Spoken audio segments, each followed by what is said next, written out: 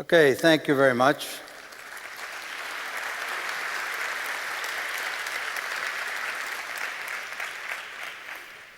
Now, Art and I have known each other since the middle 1980s and have worked together often. We've written books together, etc.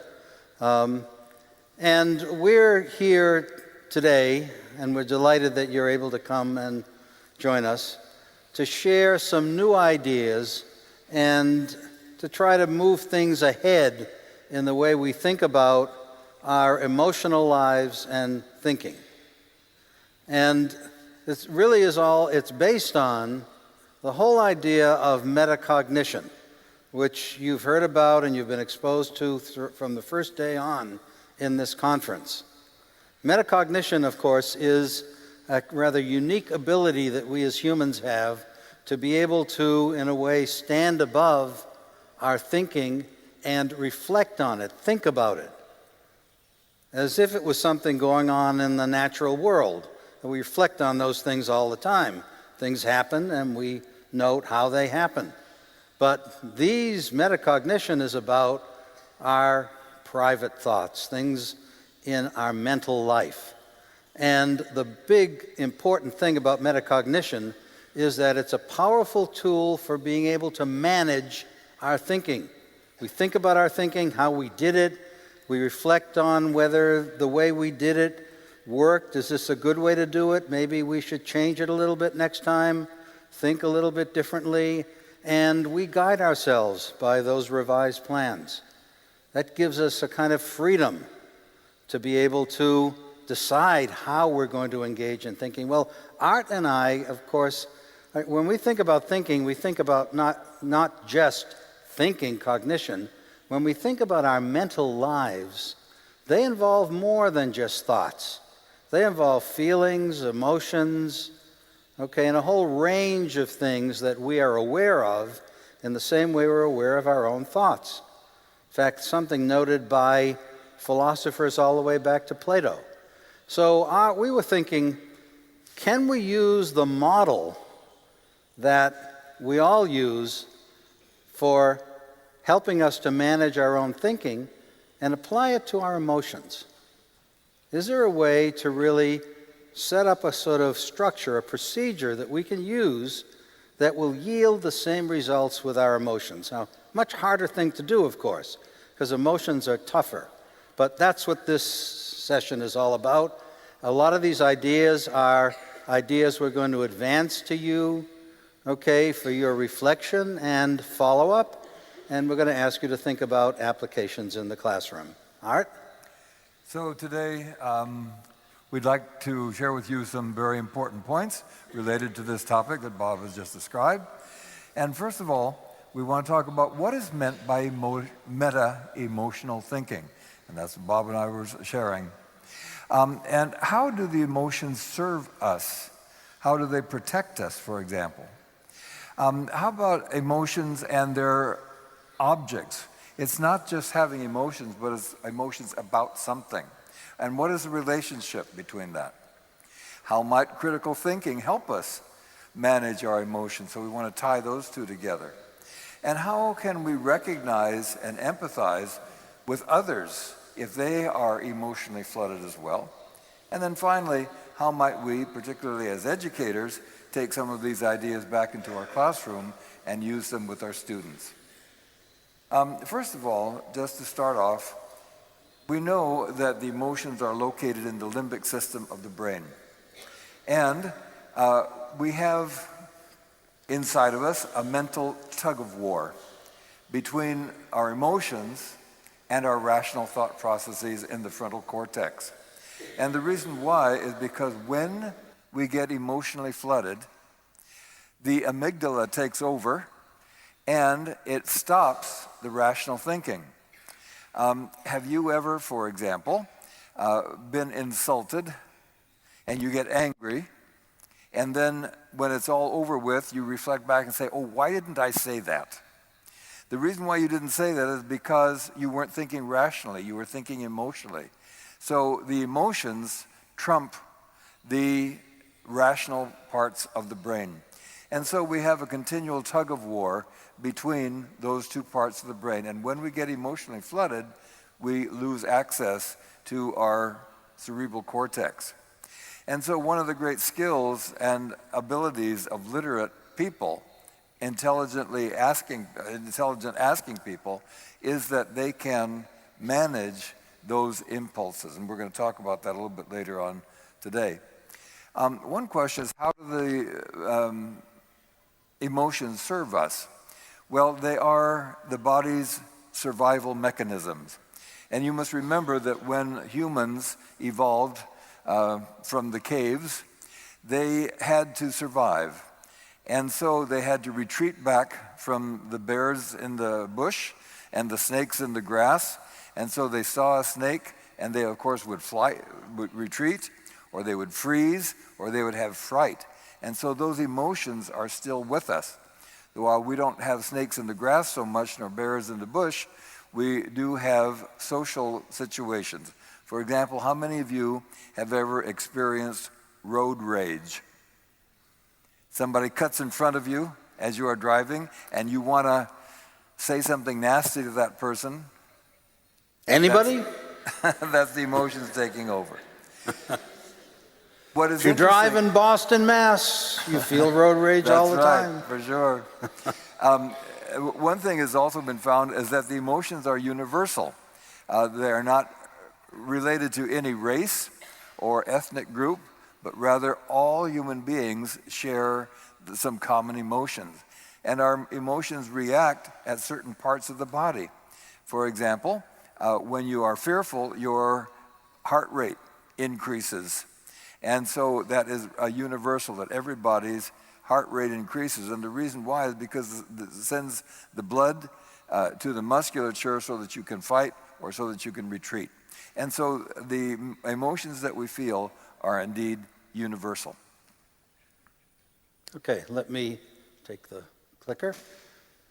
So there is a tradition, and it goes way back, that pits emotions against thinking. And there are many times when we simply can't resist the emotions we're feeling, and they guide us to do things that we might not do with more careful thinking. But that doesn't happen all the time. And in fact, it can happen much less if we think about the real connection between emotions and thinking. So this is a kind of standard traditional view. Emotions fight against thinking, and if we want to live a thoughtful life, we have to do something about that. Okay? Now, one of the responses is the Star Trek response. That is, get rid of emotions altogether. If we want to really let our thinking and our reason guide us, okay, no more emotions. And we have images of Mr. Spock and Data on these two versions of Star Trek, and they project that idea. But that's a mistake. And it's a serious mistake, because we know that emotions play a role in our lives. Emotions have an evolutionary function. Okay, fear of something, okay, can be justified, and the feeling of fear can make us avoid contact with the thing that is fearful. Okay, and love and happiness can bring us together with things. Okay, so we don't want to get rid of emotions. Rather, what we want to do is we want to think about actually what emotions really are. And there are some surprises in that. And we really want to come to terms with how emotions and thinking actually do connect up in our lives, and how we can help students to connect them so that when push comes to shove, thinking and reason can have an impact on our emotions. So we're going to try to sort things out. Okay, now, it was St. Thomas Aquinas who countered the image of Mr. Spock and Data, okay, by telling us something that seems to be true. Thoughts alone are dead, in the sense that they don't move us. But thoughts combined with desire, which is an emotional state, move us to action. So, I really love chocolate cake. Some of you know that, okay? And if there's a chocolate cake on a table in front of me, whoa, salivating, and I really want to have a piece of chocolate cake. Okay, well, let's step back and suppose I didn't desire the chocolate cake. Okay, well, you could tell me everything you want to about the chocolate cake. If I don't want it, it's not going to move me to eat the chocolate cake. So you could say it's rich in sugar. It has a lot of dark chocolate, this particular cake, okay, which makes it very desirable for a lot of people, etc. You can tell me as much as you want, but those ideas alone aren't going to move me to eat the chocolate cake unless I want to. And that's the message of St. Thomas, and you can expand it, okay, using fancier vocabulary, etc. Okay? Our emotions are played out in varying degrees. Some of them are very weak, and some of them are very strong. One of the things we find about with children is that they often lack the vocabulary to talk about. In fact, we sometimes lack the vocabulary to really express not only what emotion it is, but also the degree or the intensity of that emotion. So what this chart tries to do is to show a variety of emotions, and there are more you can add to it, and then look at the levels of intensity for very weak to very strong. For example, you might say that something annoys you. Well, annoyance is very weak, but really disgust, anger, rage would be a very high level of emotion. And so what I'd like you to do is to turn to a neighbor just a moment and choose one of these columns and see if you can add another term to it that is weak, that is moderate, and that it is very intense. So choose in a column, or choose another one if you want to, and add a word at each level. Turn to your neighbor. Let's take about a minute to do this.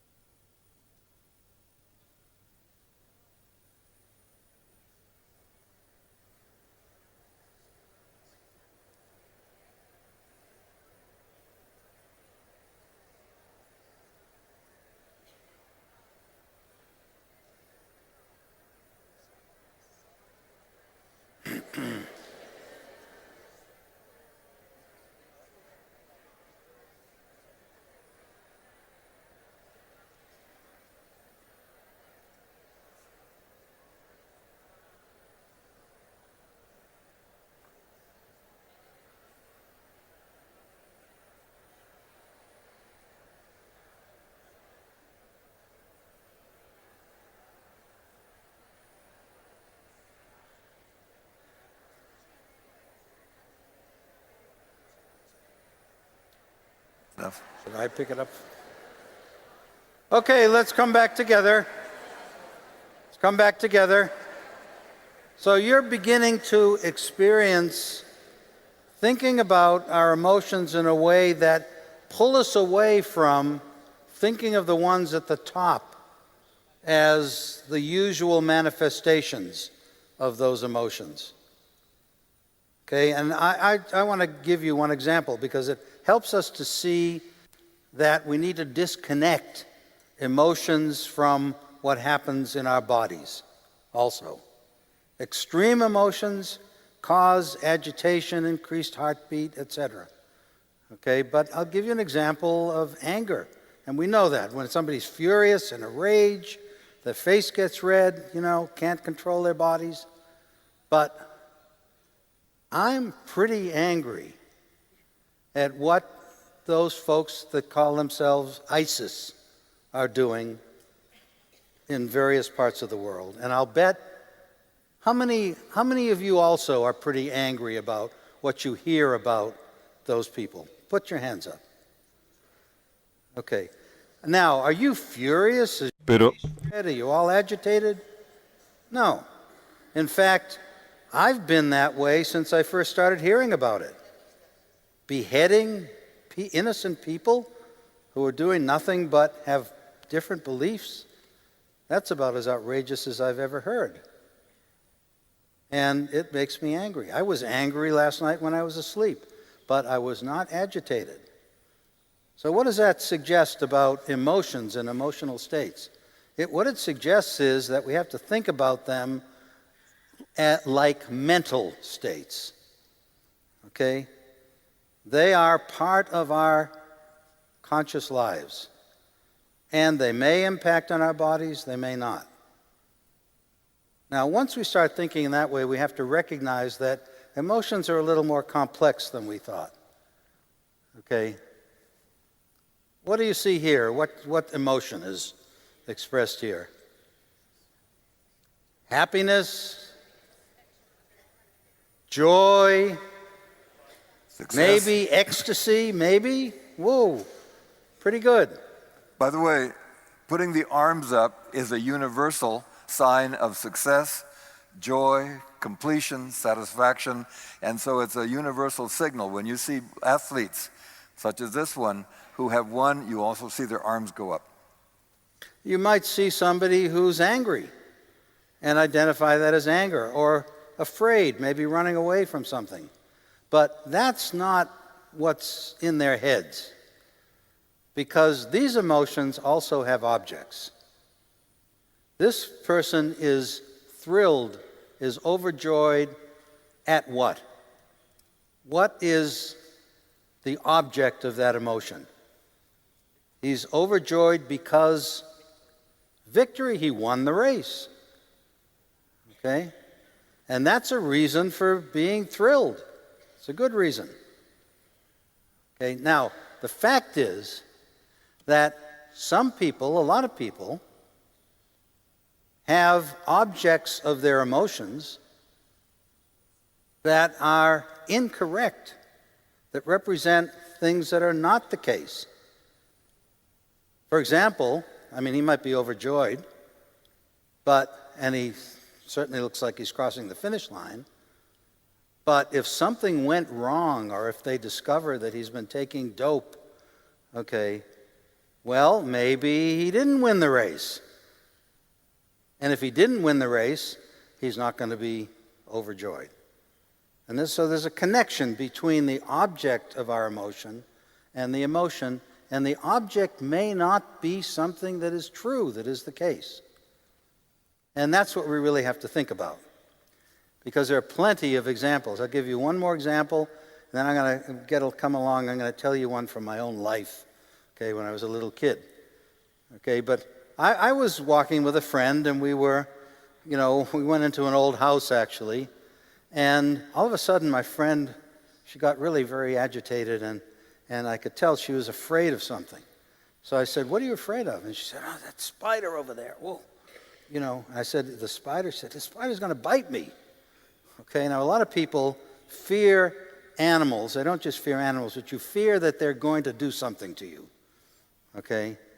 And I said, "Well, you don't really have to be afraid of that, because look, you didn't notice there's a window between you and the spider. It's on the other side of the window, not on this side." And she said, "Oh, what a relief." And she calmed down. Now, that's a really good example, because what it shows is that our emotions are subject to, discovery about whether what we're emotional about is really the case, or whether it's something that we believe but we're making a mistake about. So, first little inroad in something you can do to help people, to think about their emotions. Think about whether what the emotion, the object of the emotion, is true or not. And now, that doesn't mean the emotion is going to go away, but often it does. No more fear. Okay, well, let's take a look at this example. Okay, here's a little girl spilling something on a boy's artwork, and he doesn't look at his face, he doesn't look too happy. Okay? Now, I'm not sure you'd say he's angry, He may be, but he's certainly, disturbed about something. So let's think about that. What is Johnny feeling right now, and what is he feeling this about? But what is he feeling now? Any ideas? Talk to your partner for 10 seconds and identify what you would say he's feeling. I forget what we have on the next slide. What do we say he's feeling? What do we want? What do we say he's feeling?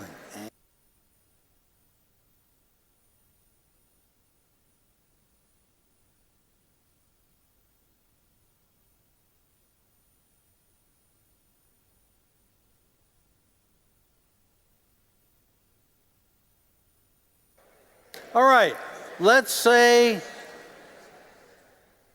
just jump in and say he's angry. Doesn't quite show it, but he's angry. So what is he angry about? What's the object of his anger? How can you formulate that? Now, talk to your partner and come up with some formulation of what he's angry about. What's going on here? Is he angry that the girl is sitting next to him? No.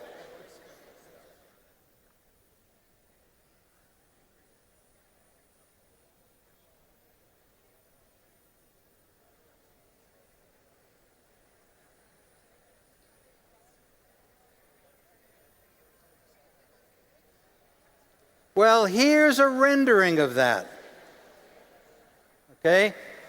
John is angry that Charlene is ruining his painting. Now, you can't really tell that from looking at the painting. That's a judgment you're making, an interpretation. But if these were real kids, you could talk to them and maybe get some insight and maybe feel that's really what he's angry about. He may tell you that, and that's the object. Now, it might seem that, how could that be wrong? I mean, she's spilling some liquid on his painting. Well, how might it be wrong? Suppose we're interpreting the picture now. How might it be incorrect to say, she's ruining his painting? What might be going on that doesn't involve ruining the painting?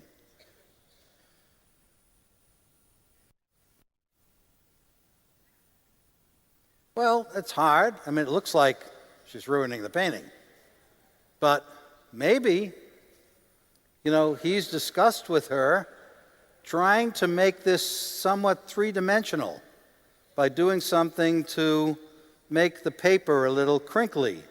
And she thought spilling some water on it is going to, maybe make some waves in the paper. And maybe he's anxious that this might not work too well. So maybe she's not ruining the painting.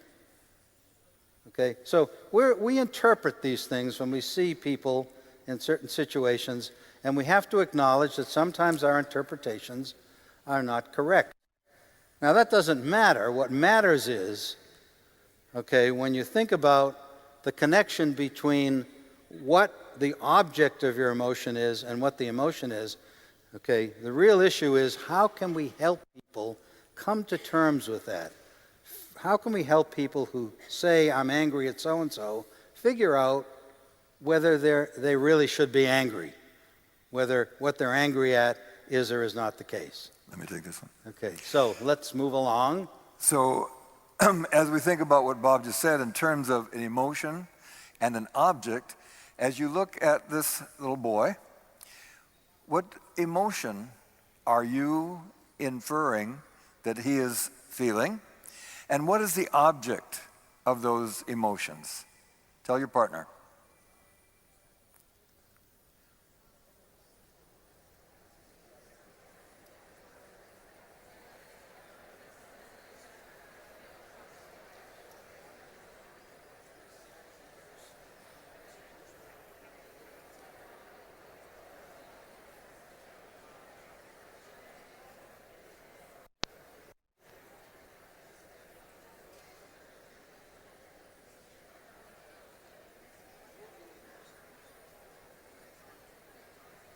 want to just go on to the next slide?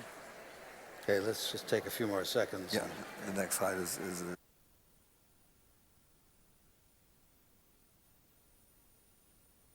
Okay, we want to show you another one. And what you should be feeling is there are a number of different interpretations you can give to both what the feeling is and what the object is. What about this one?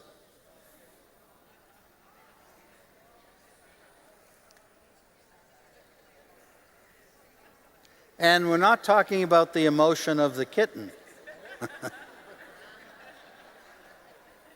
So even though you don't see her face, what might this tell you about what she's feeling? And what's the object?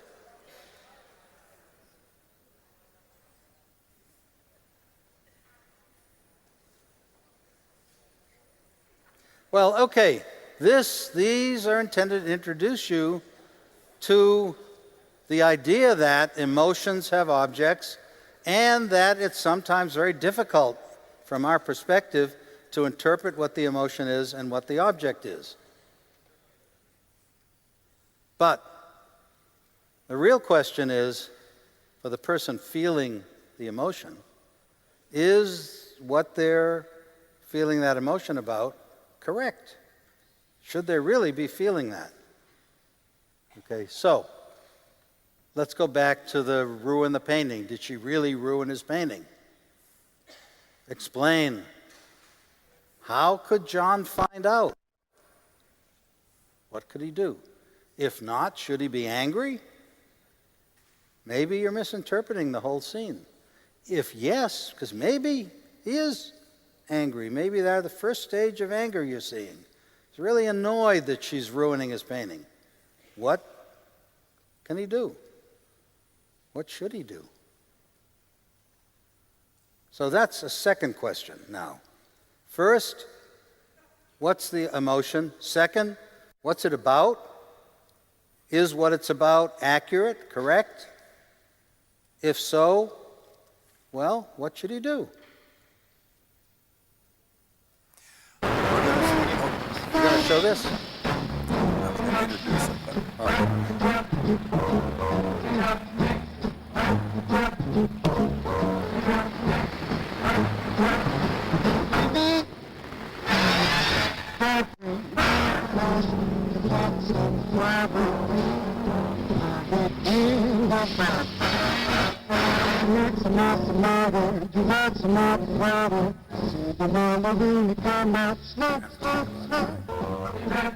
It's your turn.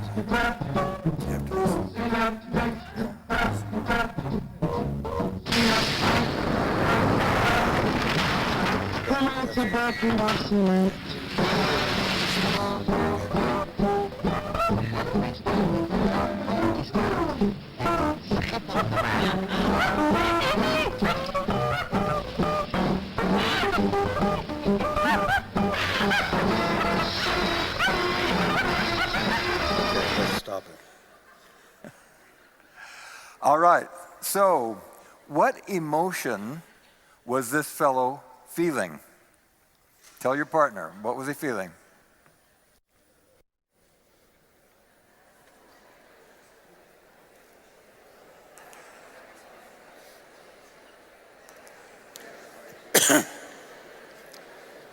That should be easy. Okay. So, Eddie, that's the name of the truck driver, was What? jealous, angry, confused, perhaps? How many of you thought angry? Hands up. How many of you thought jealous? How many of you thought something else? And there are other possibilities. Sure. Okay? Now, What was the object then of those emotions? He was jealous about what? Or that what? he was angry that what? Fill that in. Talk together. Identify the object. Now, the real question here also is, how can Eddie find out if that was really going on? In other words, he saw his wife or his girlfriend or whoever that was, fiance. How can he find out if indeed he should be jealous or not? What could he have done to gather some data to check out the source of his emotions? Tell your partner for a moment, what are some things that Eddie could have done to act more intelligently, to check out the source of that emotion? Let's get the object first. Yeah.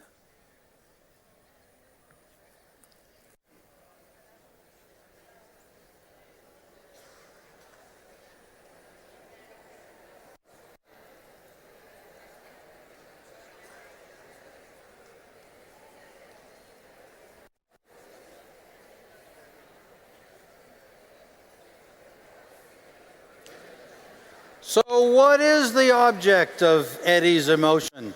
Anger, jealousy. What is it that sets him off? What is he thinking? Somebody tell us. His wife is cheating on him, okay, with this other guy, okay? And maybe if that's right, he should be angry, jealous. Because yesterday she said, "Well, I never cheat on you," okay, or something like that. All right, now, question. I mean, there are a number of questions here. But we know, is that true? No. Should he have felt angry or jealous? No. He won the car. That's what it was all about. Okay, how could he find out? What could he have done? Now, think about it. Talk to your partner a little bit.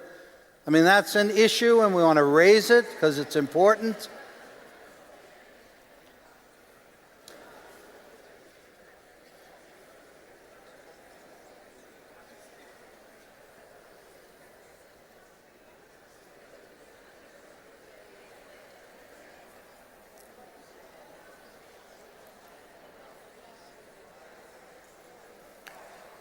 All right, now with the child,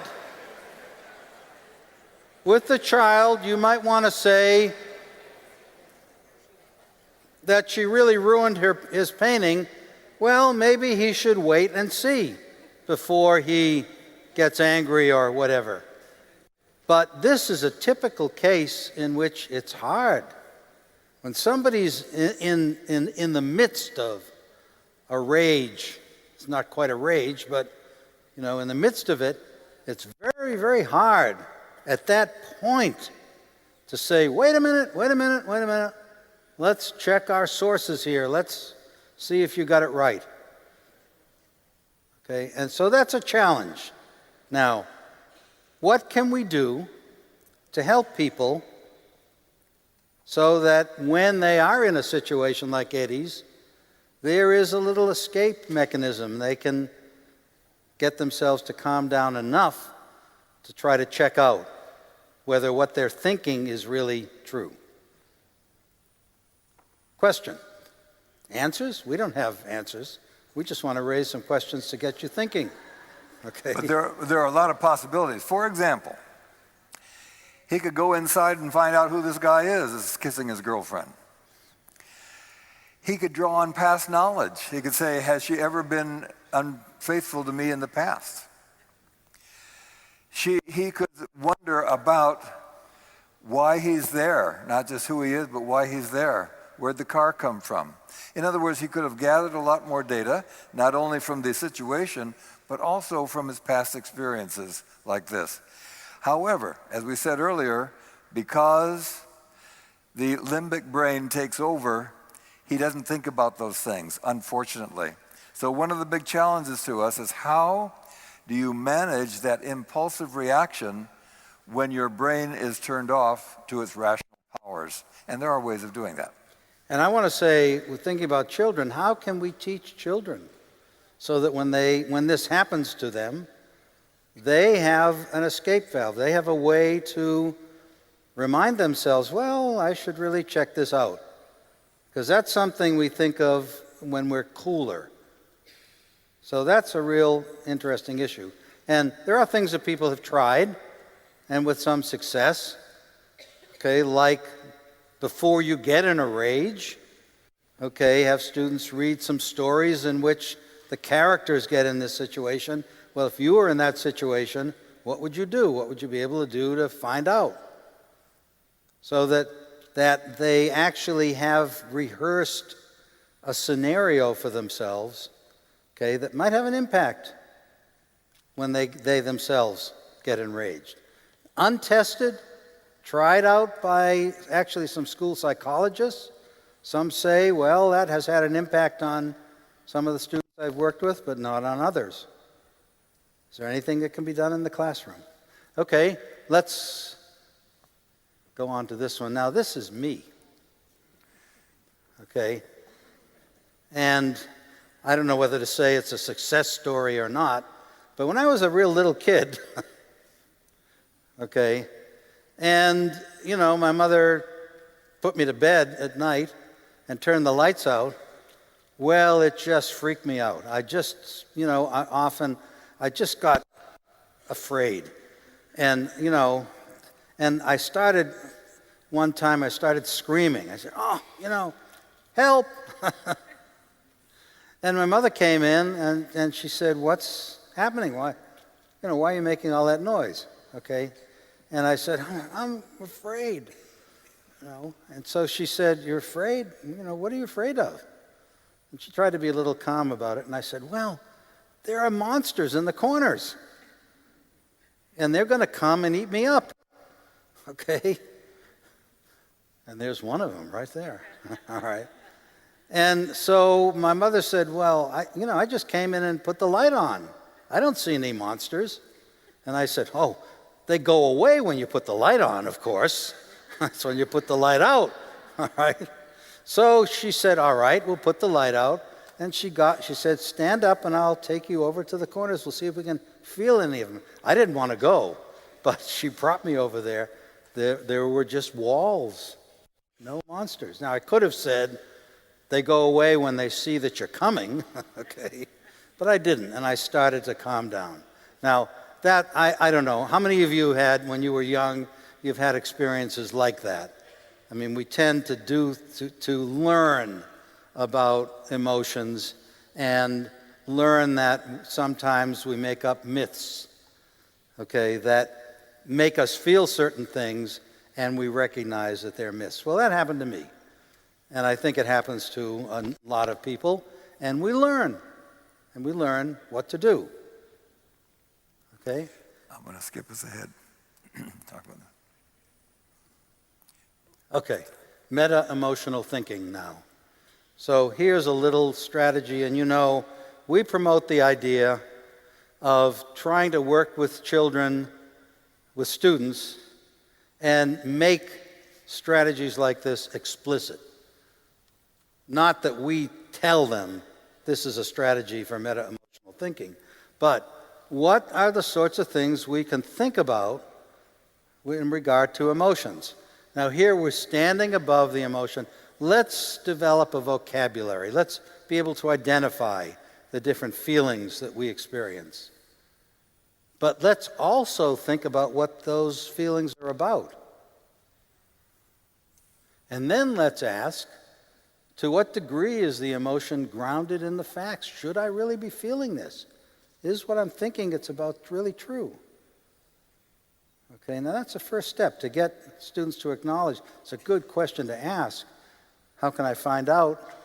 That's now distancing students in a way that leads them to a route for empowering themselves to really determine whether the emotion is justified or not. Okay? And if so, is the emotion proportionate to the situation? And then finally, what should I do based on this emotion? What should I do? Now, that's an important question to ask given any emotional state. What we're suggesting is that it should come after certifying that it's a justified, genuine, okay, emotional state that anybody would be in similar circumstances, and we need to now, it's prompting us to do something. What should I do? Run away? Okay, go fight the dragon. What should I do?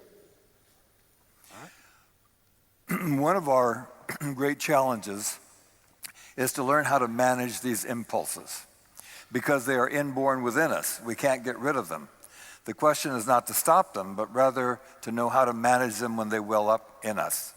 And so managing impulsivity is one of the great habits of mind. It is one of the primary ones. And so we have some strategies, not only for adults, but also for how we work with children to help them know how to manage their impulsivity. For example, when we are flooded, we ask ourselves, first of all, we take a pause, take a deep breath, count to 10, curl your toes, count to 10 backwards. If you're really, really angry, count to 100. Ask yourself whether you have a good reason. Do I have a good reason? What is the situation that tells me that I should act this way? Ask yourself whether there are any unwanted side effects of doing this. If I were to do this, what are the consequences? What are the advantages and the disadvantages? If a good reason's and no unwanted side effects, then do it. On the other hand, if there are no good reasons, there are unwanted side effects, then I got to stop myself, decide not to do it. And if yes to both, think about one is more advantageous or more profitable than the other. Here's something that we often work with students, to be a star student. And we can even give kids rewards for doing this if you want to.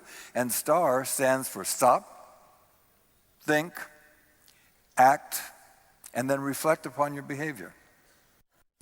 Another, for high school, is something that we call SODAs. And what we mean by this is taking those same ideas. What is the situation? What's going on here? What are my options? And let's list several of those options. What are the disadvantages and the advantages of each of those options? And then take a solution based upon the analysis of those options. And so we're trying to get kids and adults to slow down and think before they act. I want to give an example of that, All again, right. from my own experience, okay? And it's kind of interesting. I used to give an example of chocolate cake again, because I really do love chocolate cake. So there's a chocolate cake, and I want to get it, want to eat it, and I go, stop, think. Okay, what's in that chocolate cake? Sugar, well, hey, I'm eating too much sugar. Maybe I shouldn't have it. So that gives you time to reflect, okay? Well, I love mariscos, pulpo especially, but I'm a great fan of lobster. And so much so that around here, especially in Galicia, I sort of go wild eating these things. Well, I did that once, and the next day, I couldn't quite understand it, but I had a terrible pain in my foot. It was awful. And I went to a doctor, and the doctor said, you have gota, and you can't eat those things anymore. Okay? Well, I love them. But I don't have any desire for mariscos anymore, because that pain is about the worst pain I've ever felt in my life, and I don't want to experience it again. So when I think about that, okay, I'm not going to have my favorite pulpo. Daniel Goleman, in his Emotional Intelligence, says that an emotionally intelligent person is not only aware of their own feelings and emotions and learns how to control them, but they're also very sensitive to and recognize in others their emotions and to know how to empathize with them. And so not only do we learn how to empathize with others, but also we want our students to empathize with others as well. And so we become very alert, and children can become very alert to not only the emotions, but also the sources of them. What caused them and how do we recognize them?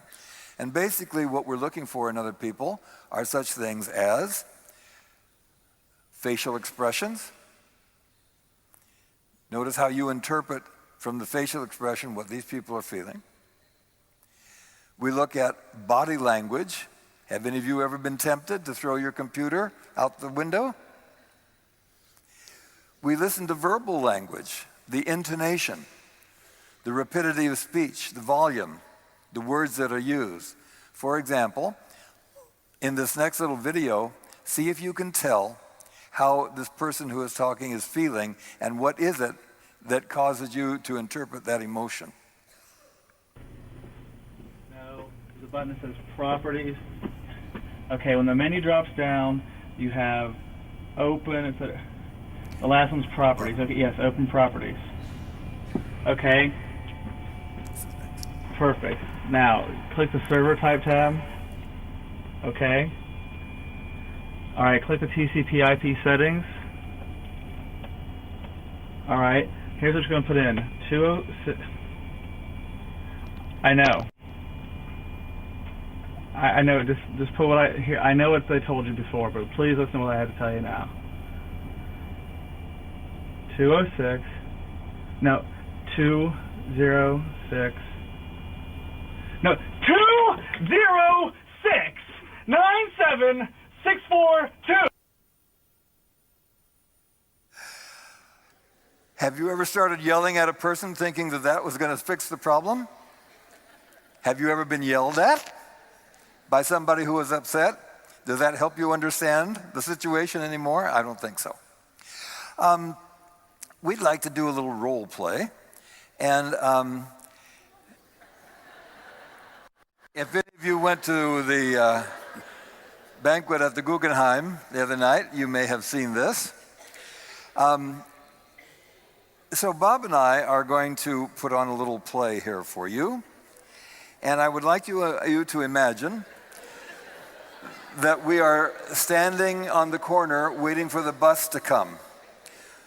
We are both teachers, and I'm going home on the bus to catch him. We're standing with each other. Art, how are you doing? I haven't seen you in a while. I'm doing fine. How's your classes coming? Classes coming fine. Great. You're Yeah. teaching science, isn't it? That's right. Yeah, cool. In Yeah. fact, you have a kid in your class that I have in my class as well, Pablo Swartz. Do you remember him? Yeah, I know him. Yeah. Well, I want to tell you, he doesn't do his homework. Really? He hasn't turned in an assignment. Oh, my God. Yeah, I know. I'm really worried about it. The other day, however, I gave an assignment to my class to investigate ancient civilizations. And they could choose whichever one they want. Egypt, the Phoenicians, Rome, Really? Greece. That's pretty good assignment. Yeah. And you know what he did? He turned in his assignment, and when I read it, it was copied verbatim from Wikipedia. Really? He looked up ancient Egypt, and there it was in Wikipedia, and he put it right there, no editing, just right out of there. Hey, listen, I got to catch this bus. We'll talk again soon. We'll talk again. Okay. Good seeing you, Art. Well, my God. I feel bad for Art. I mean, this student has plagiarized, copied from Wikipedia. He must be pretty annoyed about this. Huh.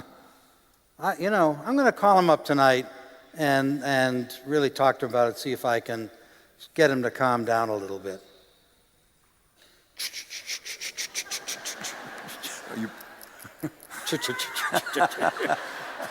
Okay. Ring, ring, ring, ring, ring. Okay. Hey, Bob. Good. Hey, Art, how you doing? All Okay. right. I've been feeling bad all day because of that conversation we had, because I know this student. Yeah. I've really been trying to help him, but you're telling me he plagiarized. You must feel terrible about that. No. You got it all wrong. I'm just so delighted that he turned in something. I mean, he hasn't done anything all semester long. I was so pleased that he at least looked up something and turned it in. Oh, I just misread you entirely. I'm sorry. So you were really very happy about it? I'm delighted, yeah. And now we got to work on the other problem, but at least he turned in something. All right. Hey. Well, there you have it.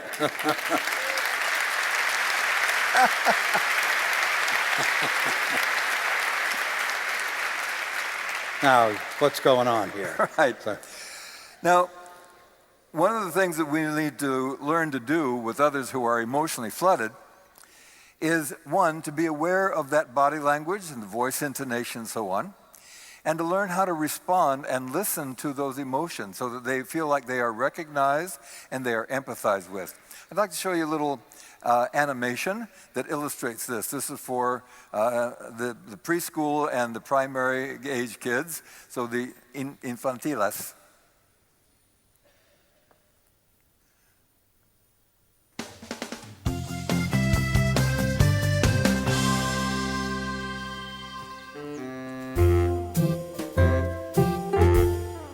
Hi, Peter. Hey, Peter. Do you want to help build a sandcastle with us? You and Dee could be the Sand King and Queen. No, thanks. I'm not in the mood. I didn't have a very good weekend, and I'm a little sad about it. Oh, what happened? I had a soccer game, and we lost. Oh, a soccer game? Is that all? I was worried that something really bad happened. Something bad did happen. Peter, it was just a game. Cheer up. You have another game this weekend, don't you? Maybe you'll win that one. Maybe. I'll see you later. Come on, Queen Dee. Let's go build you a sandcastle. Wait, Maria. Maybe we should see what's wrong with Peter. What do you mean? Look at how he's walking so slow with his head down. Oh, you're right. He's not acting like the usual Peter that we know. Let's go talk to him and see what's wrong. We should listen to him with understanding and empathy. What's empathy? Empathy is when you understand and share other people's feelings. When you have empathy for someone, you just know how they feel because of the way they look and talk. Oh.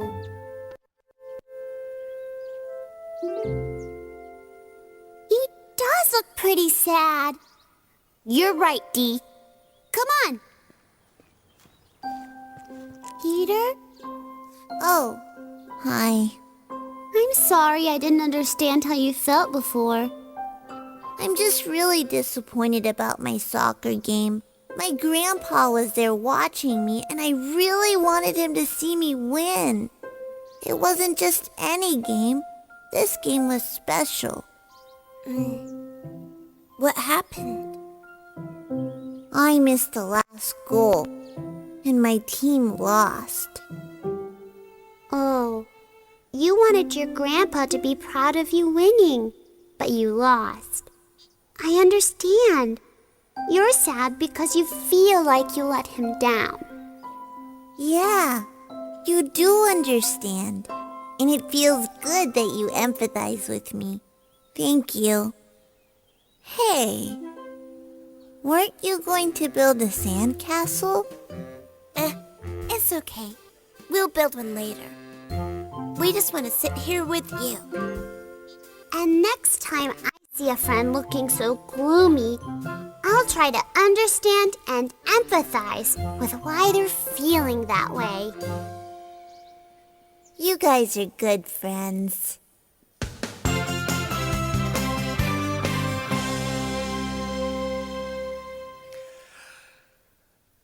All right, so you notice then that in order to empathize, as was said, you have to be alert to the feelings of another person, looking at their body language and their facial expression, their voice intonation, and so on, and then capture that. So and I got it wrong with you initially, right? You did, right? You're not always correct. Well, Johnny, I've got to listen more carefully to you. And what does listening more carefully mean? One, it means being able to paraphrase of all of the behaviors that you take away from this conference. If you learn to paraphrase, it is the most powerful because it lets other people know that you're listening to them, that you respect them, that you understand them, or at least that you're trying to, and that you care about them. And that we find that there's an alignment, that there's a rapport that is established when one person paraphrases another. And so, and by the way, you're going to do this in just a moment. So we want to take a look at some of the principles of paraphrasing as you experience it with others. So listen with the intention to really understand. And this means that you're going to put aside some of your own thoughts, and that's the hardest part of it. That you're going to capture the essence, not just the words, because the words are parroting, but it's the essence that is the interpretation. To reflect on the essence of the voice tone and the gesture, so that you're picking up the cues of the meaning of that sentence. To make the paraphrase shorter than the original, and so you have to synthesize it. You have to sum up in a few words the main ideas of what another person says. Always paraphrase before you ask a question, because if you do not paraphrase, you only question, people think they are being interrogated. It's the Inquisition again. And use the pronoun you instead of I. Perhaps some of you in your past learned that you were supposed to say, what I hear you saying is. Get rid of that. And the reason why is because the spotlight, when you say what I hear you saying, the spotlight is on you. And it's not about you. You want to keep the spotlight on your partner. And so you might say, so you're concerned about, you would like to see, you're feeling bad about, you're understanding, you're taking away from this. So here's what I want you to do. Find another person in this room, very close, and I want you to respond to one of these questions. Would one of you respond to one of these questions and one of you paraphrase? As I reflect on what I've learned from this conference, I'm most excited about or concerned about or curious about, whatever one you want. And then if you would finish that sentence, and whoever is the listener, please pause and then paraphrase and hear the emotion. With a partner, please. You have 1 minute to do so. Give them the assignment next. Give them.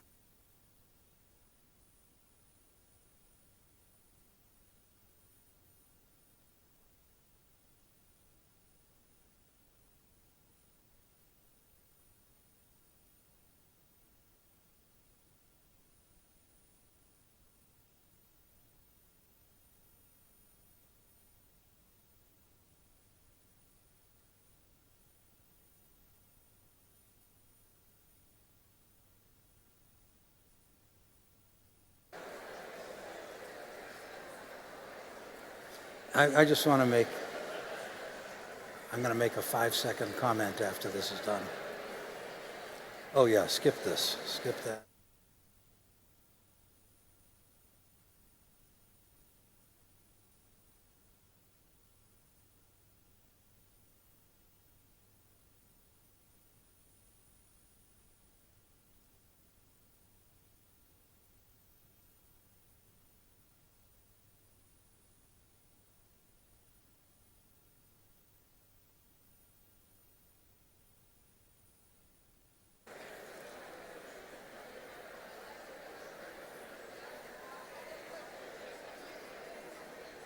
Okay, I'm going to interrupt them and say something.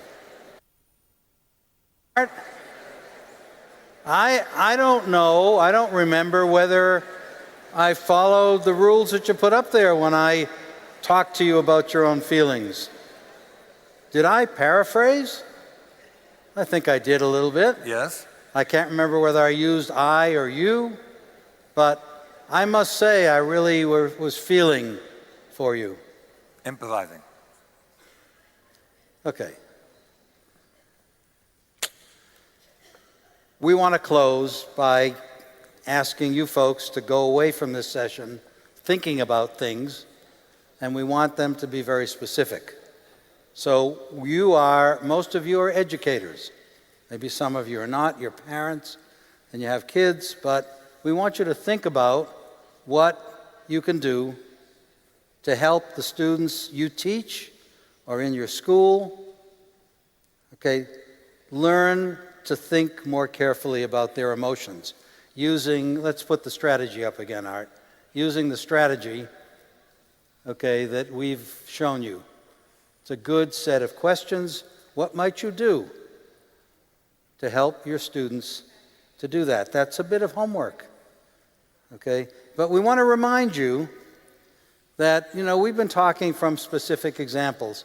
So let's have Mona Lisa again.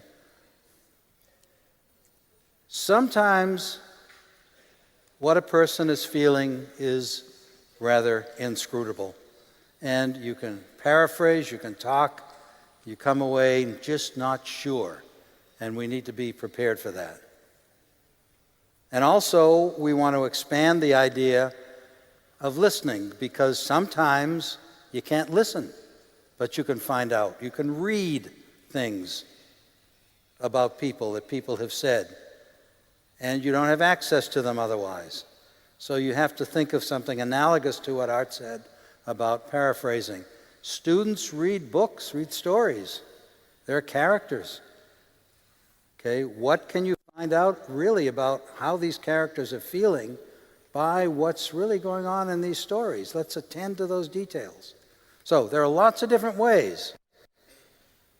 But we're feeling that now you have a framework you can work from, and there are a multitude of different activities that you can try out to see if you can help your students bring thinking to bear on emotions. How many of you are parents? I have a gift for you, and that is to look at your teenager and see how he or she is feeling today. Thank you very much for joining us.